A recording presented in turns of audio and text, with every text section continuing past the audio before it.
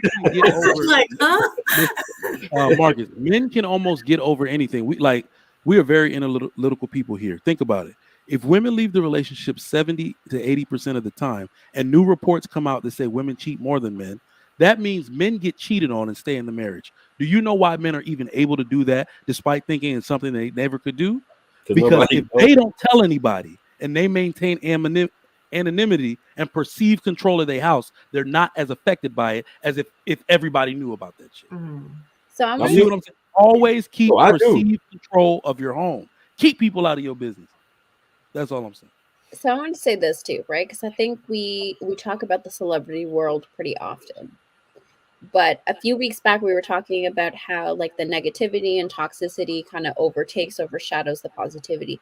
Do you think Denzel has those problems with his wife? Nope. Hell no.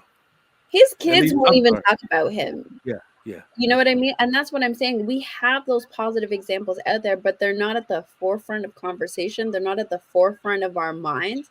They just kind of fall into the background because everybody's super quiet about their business. And because remember we talked about this before, toxicity sells. Good stuff happening to people is boring or depressing. It's boring as hell.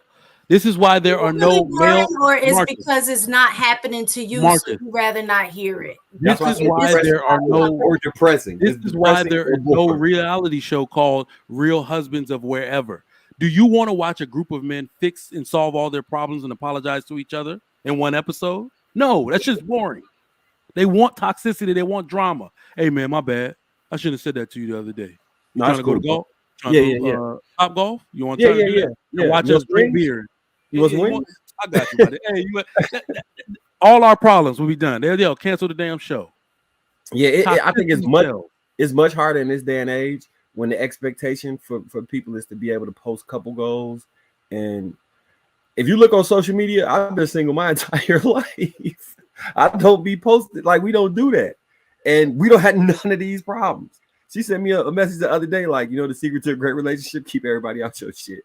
I was like, let me tell you, are you talking about YouTube? She was like, no. Let me tell you how swift I am with this. Well, let me ask you this, Mike, because you're married. Marcus, you're married. I guess you guys get feedback.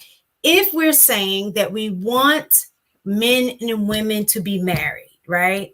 Mm-hmm. And on top of that, most men and women in a Black community are from single-led households, so which we can assume that they don't necessarily have that many examples of what a good marriage is or what it looks like. But then everybody who's married are saying we need to protect our marriage and not share what marriage is really like, whether it's good or bad. Mm-hmm. How do you ever? Oh, well, we're not talking about. Hold on, let me just say this because I feel deeply about this. Trigger Mike. Yeah. You are 1,000% right.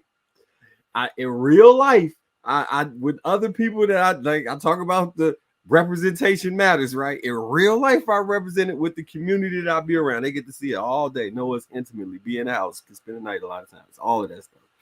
I am working towards, like, I never was a big social media person. My introduction to social media, honestly, is probably YouTube. So I'm working towards the point where, because I do see the value in showing it. So I understand that. Because I look at what is it called? Dear Future Wifey or that? Yeah. I love that podcast. Yeah, I don't think so wow, it's kind of weird that we even conflate these two things. So modeling is not the same as showcasing. So people are really used to you showcasing stuff on Instagram. And it's usually the wives doing it, taking pictures, letting people all in your business, and I gotta text my homegirl. She did some shit today. I'm like, he ain't gonna appreciate that. Stop taking videos of your husband washing dishes, like stuff like that. He's doing that for you. Stop doing it like you can get him to wash dishes, like stuff like that. Don't. When we are showcasing it, people are just doing it for the gram, and of course, they're only showing you the good stuff. You don't need to model marriage. Like it's especially for men. Model marriage and the fact that you're still married.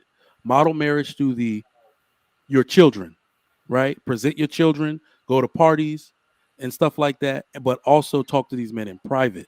The one thing that I believe is very important to note, and why people need to understand, these men need to seek us out.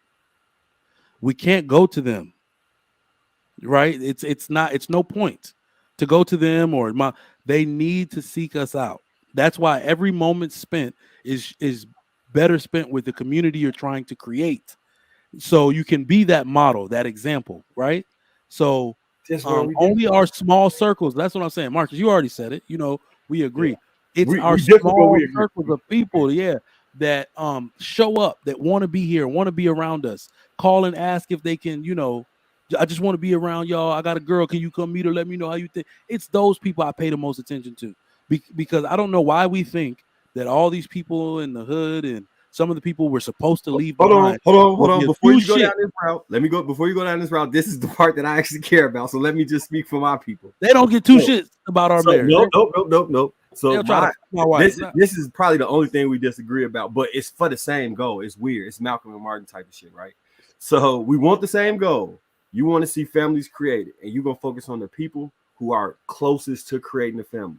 I want to see families created, and I'm going to focus on the people with the most distance from that and try and drag them and provide the example, because I didn't have that example, and I know how much, back to this taking point, representation matters. So instead of me being in the echo chamber around people that kind of understand and may eventually get it, I want to talk to people who absolutely don't get it, or who absolutely are opposed to it, who absolutely think one way, and then try and interject some positivity, interject some, hey, it could be done, interject some, hey, this is how I solve that, interject that to the people who need it most. Because if I got $100, I'd rather spend a dollar buying a cake for everybody that's starving than take one person out that could have bought lunch for themselves. That's kind of how I look at it. So I have a question.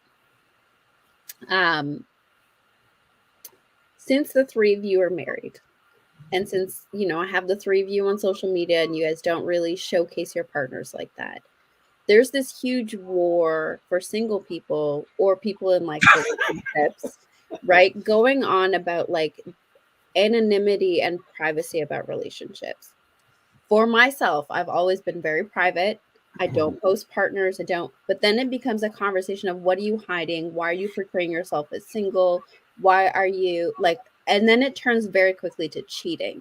So as three people who are married, who maintain a certain level of distance in your social media from your marriage, what is your perspective?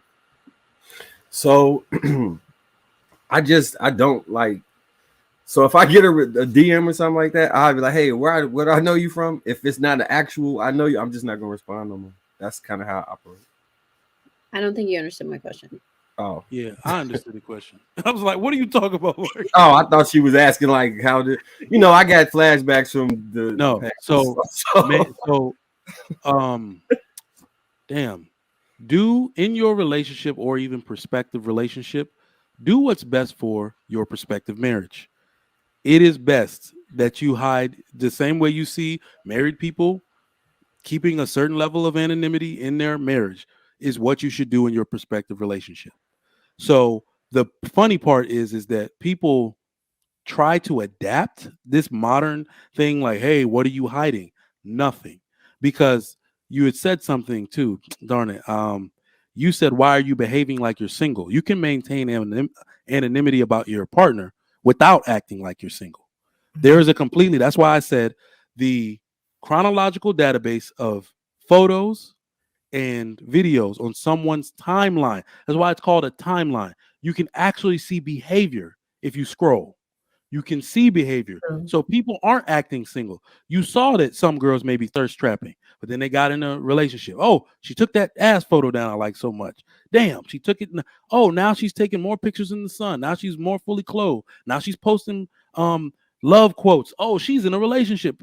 You're not acting single by maintaining your anonymity. You are keeping people out of your business. And when it comes to a partner that doesn't understand that, that's actually, in my opinion, a red flag. It's very immature for someone not to understand that. You are letting them know. You can find a way to let them know this is not an anonymous thing. Plus, it's something, if it was something that happened to me, I'm going to make a gesture further and say, I'm not trying to let the world know, and people who may have ill intention, what I'm up to in this arena. But you want to see something? Let me go take you to meet my mama and daddy. How about that? Those are the people that need to know who you are, right? So when you make substantive gestures towards someone in progressive relationship, you can maintain anonymity. Like, damn, I even think some of these women's friends should not know who their love interest is until a certain point.